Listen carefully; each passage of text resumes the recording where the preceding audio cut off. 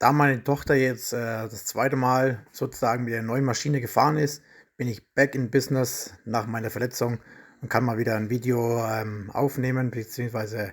aufzeichnen. Meiner Meinung nach ist es das A und O, die richtige Sitzposition, die Bedienung der Hebel, die Bedienung der Bremsen zu beherrschen, bevor man auf die Strecke geht, beziehungsweise bevor man Geschwindigkeit aufbaut.